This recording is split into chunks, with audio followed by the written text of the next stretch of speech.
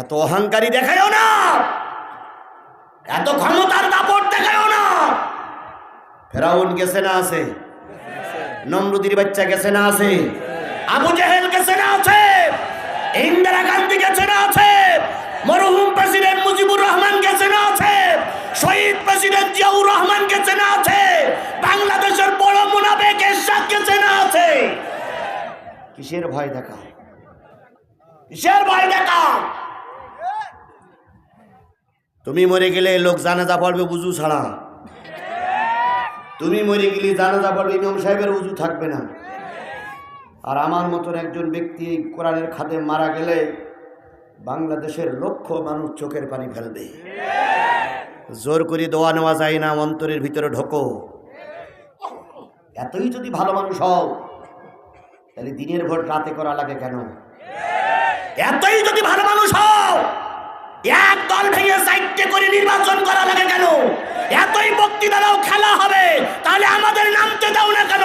একা একা খালো কেন? তুমি কোন মায়ের দুধ খেয়েছ আর আমি কোন মায়ের দুধ খেয়েছি? মাঠে নামতে দাও, খেলা হোক, দেখি তুমি যেত না আমি যেত।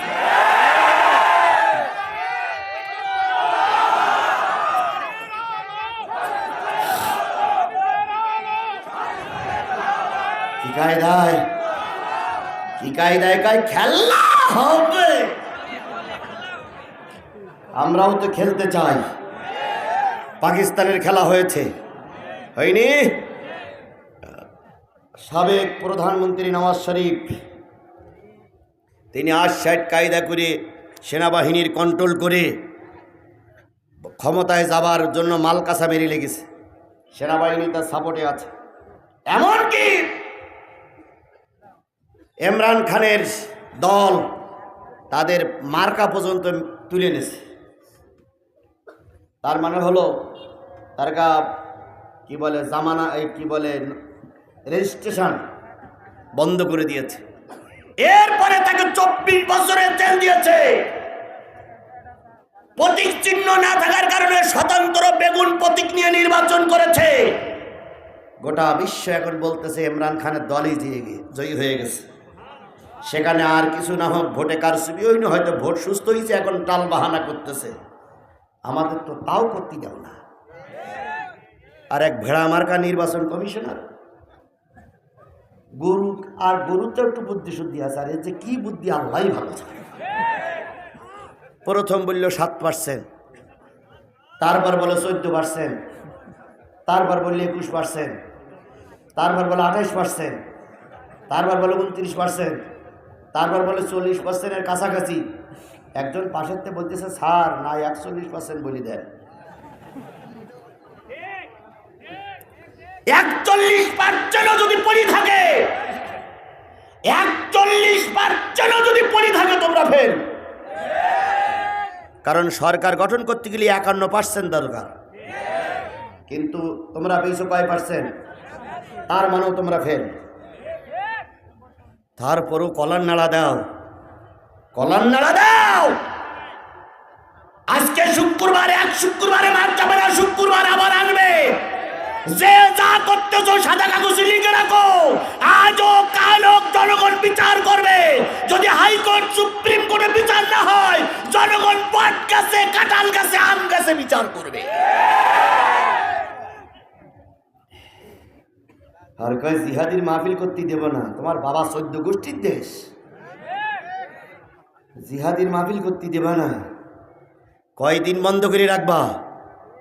আজকে বন্ধ হয়েছ, কিছুদিন পরে ঘরে তালা দিয়ে ঘরে তোমাকে লোক পিটাই মারবে। জিহাদির মাহফিল চলছে, চলবে। বাংলাদেশে এমন কোন মায়ের বৈধ সন্তান নাই আল্লাহর কোরআনের মাহফিল বন্ধ করে দিতে পারে। যেগুলো দিচ্ছে ওরা অবৈধ মায়ের সন্তান, ও রক্তে ভেজাল, নিশ্চয় কোনো কাফেরের রক্ত দিয়ে জন্ম হয়েছে।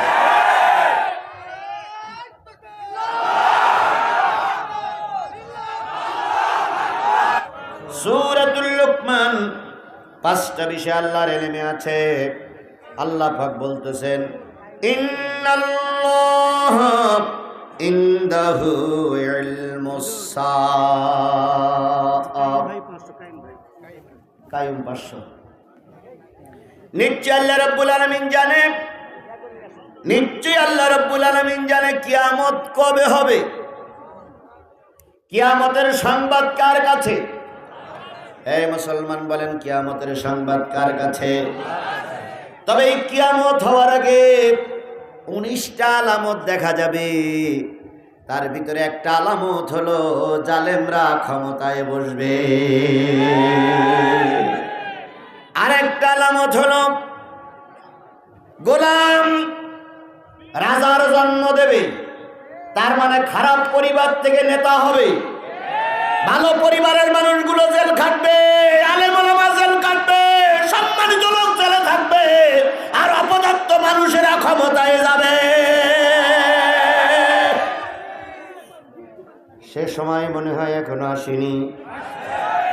সে সময় কি এসেছে? নির্বাচিত প্রতিনিধিরাই জেল খেটে মরে, আর যাদের ভোট নাই তারাই ক্ষমতার মসনদে বসে আঙুল ঘুরায়। যারা সারা জীবন মেম্বারি ভোটে বাস করতে পারে না, এই বিরাট জোট করার কারণে তারা এখন এমপি সেজে বসে আছে। সুষ্ঠু নির্বাচন যদি হয়, এদের জামানত বাতিল হয়ে যাবে। অথচ এখন জাতি বড় বিপদে। ওনারা যা বলে তাই আমাদের শুনতে হয়। যে ব্যক্তি আজকে এশার নামাজ পড়িনি, সেই ব্যক্তি কানে কানে অথবা ফোনে বলে, হুজুর ওয়াজ ভালো করে করেন, নতুবা কিন্তু বগুড়ার থেকে বেরিয়ে যেতে পারবেন না। কত হুমকি দেয়, কত রকম পাওয়ার দেখায়, অথচ ভোটের রাত্রিতে তার বউ ভোট দেয়নি।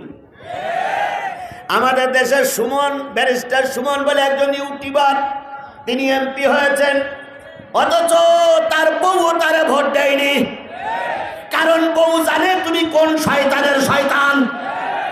এই জন্য দুনিয়ার লোকের ধোকা দিয়েছো, বউরে ধোকা দিতে পারো নাই। নিজেই বলেছি যে আমার সব ভোট দিয়েছে, কিন্তু বউ ভোট দেয়নি। কারণ তুমি যে বেটা কেমন, তোমার বউ ভালো জানে। ব্যারিস্টার সুমনের কথাই বলতেছে। এইভাবে করেন কিয়ামতের অনেকগুলো আলামতের ভিতরে একটা আলামত হলো জালেমরাই ক্ষমতায় থাকবে, ভালো মানুষগুলোর সম্মান নষ্ট হয়ে যাবে। আজও তাই দেখতেছি, বড় হুজুর বিশ্বনন্দিত মুফাসসিরগুলো জান্নাতের, যারা জান্নাতি তারা এখন জেলখানায়, আর সুদখোর ঘুষখোর জেনাখোরেরা সমাজে মাতব্বরি করে বেড়ায়। এই আয়াতটা যখন নাজিল হলো, আল্লাহর নবী সাল্লাল্লাহু আলাইহি সাল্লাম মদিনায় ঢুকেছেন। মদিনার মানুষগুলো রসুলকে স্বাগত জানিয়েছেন। মক্কায় অনেক কষ্ট ছিল, এখন কষ্টের হাত বেরিয়ে এখন মদিনায় ঢুকেছেন। মদিনায় অনেকগুলো মানুষ তাকে আহলান সাহালান জানালেন। মদিনার মানুষের কাছে এখন ইসলাম প্রচার করা শুরু হয়ে গেছে। সবাই মেনে নিলেও ইহুদি খ্রিস্টানরা মেনে নিতে। আজও দেখা যায় যাত্রা গান হলে, সিনেমা হলে কোনো হুমকি ধুমকি আসে না, কিন্তু আজ মাহফিল আসেই যত হুমকি শুরু হয়। অনুমতি নিতে গেছে কর্তৃপক্ষ, এখানকার না অন্য জায়গার কর্তৃপক্ষ অনুমতি নিতে গেছে নেতাদের কাছে। নেতারা বলতেছে বক্তাকে আজিজুল ইসলাম জিহাদি, বক্তা আর খুঁজে পাও না।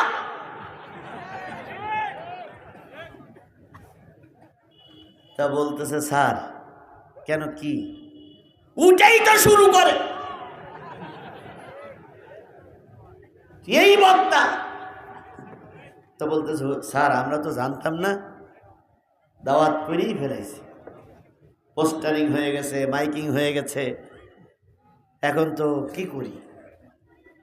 কয় যান ও বক্তা পাল্টান। কর্তৃপক্ষ তখন নত হয়ে কয়েছে ভাই এবারটা অনুমতি দেন। দেখেন কোরআনের মাহফিল করতে যে কি অনুমতি নেওয়ার জন্য কি অনুনয় বিনয় করতে হচ্ছে, এবারটা অনুমতি দেন। পাশে যে দালাল থাকে সে দালাল বলে এদিকে আসেন, স্যারের কাছে কথা বলে হবে না, এদিকে আসেন। তো পাশে নিয়ে বলে করি যখন ফেলেছেন এবারটা করেন, তবে স্যারের অন্তত কিছু চা নাস্তা খরচ দিয়ে যান। স্যারের কি খরচ দিতে হবে? চা নাস্তার খরচ। এখন কর্তৃপক্ষ মহাবিবাদে লক্ষাধিক টাকা খরচ হয়ে গেছে। মাইকিং পোস্টারিং হয়ে গেছে, প্যান্ডেল করা হয়ে গেছে। কর্তৃপক্ষ তখন বাধ্য হয়ে দালালের কাছে কয় কত, কয় 1020 দেন। কি করবে? চা নাস্তা করবে, 1020 টাকা। বাধ্য হয়ে পকেটেতে গুনে 20,000 টাকা দিয়ে আসা হলো। ওনার চা নাস্তা করতে যদি 20,000 টাকা লাগে, তাহলে দুপুরের যখন হাতির মতন খায় তখন কত টাকা লাগবে? সে যা লাগুক ওটা আমার বড় প্রশ্ন না। কোরআনের মাহফিলের জন্য 20,000 টাকা নয়, 20টা টাকাও যদি কেউ ঘুষ দিয়ে থাকো, আল্লাহর কসম পেটের ভিতরে ঢুকাইয়াছ, ওই টাকা হজম হওয়ার আগে তোমার পরিবারে কারোর না কারোর ক্যান্সার দেখা দেবে। পরিবারের কারোর না কারোর এই রোগ দেখা দেবে। যদি তাও দেখা না দেয়, আমি যুগে যুগে বক্তৃতার মঞ্চে কথা বলে আসতেছি, দোয়া করে আসতেছি, যদি কিছু না হয়, ছেলে বিশ্ববিদ্যালয়ে আছে, ওই কি বলে বিশ্ববিদ্যালয়ে পড়া ছেলে হঠাৎ করে গার্মেন্টসের এক মেয়ে নিয়ে হাজির হয়ে যাবে। বাবা জিজ্ঞেস করবে কি খবর? কয় বাবা আমি এইটারে ভালোবাসি। এমন জুলুম, এমন গজব তোমার সংসারে নাজিল হবে, গোটা দেশের মৌলবীরা দোয়া করে ভালো করতে পারবে না। কারণ খেয়েছো মাহফিলের টাকা, খেয়েছো কোরআনের টাকা, আগুন ঢুকেছো পেটের ভিতরে, গজব নাজিল হবে। দেখবেন অনেক সেক্রেটারি সভাপতি মসজিদের টাকা বেরিয়ে খায় না? ক্ষমতা জোর দেখাই বলে আমার কাছে কিছু নেই, হিসেব করে দেখা গেল 2 লাখ টাকা মেরে খাইছে। মসজিদের 2 লাখ টাকা মেরে খেয়েছে। বউ এমন ক্যান্সার আক্রান্ত, 5 লাখ টাকা দিলেও বউ ভালো হয়নি। আল্লাহর কোরআনের জিনিস পেটে ঢুকাবা, আগুন ঢুকাইলে গজব নাযিল হবে।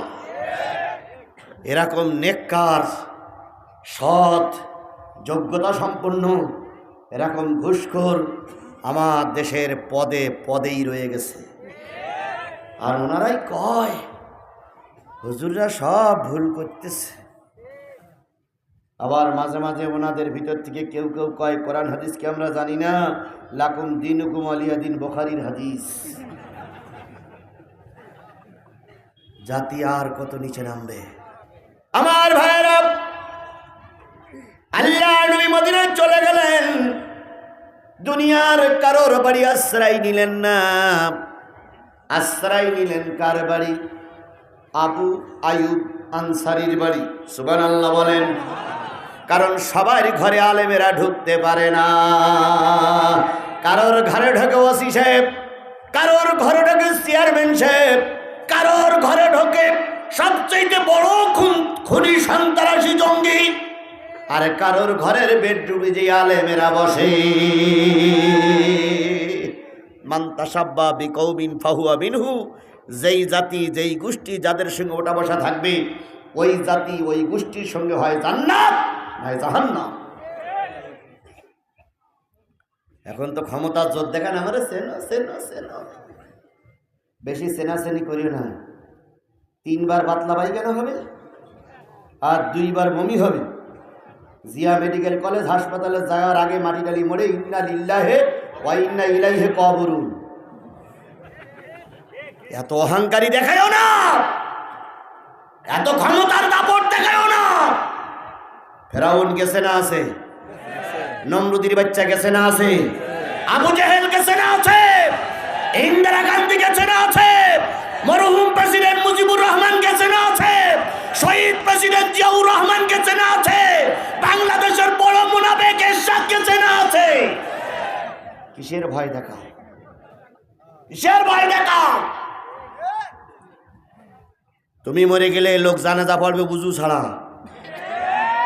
তুমি মরে গেলে জানাজা পড়বে, ইমাম সাহেবের উজু থাকবে না। আর আমার মতন একজন ব্যক্তি কোরআনের খাদেম মারা গেলে বাংলাদেশের লক্ষ মানুষ চোখের পানি ফেলবে। জোর করে দোয়া নেওয়া যায় না, অন্তরের ভিতরে ঢোকো।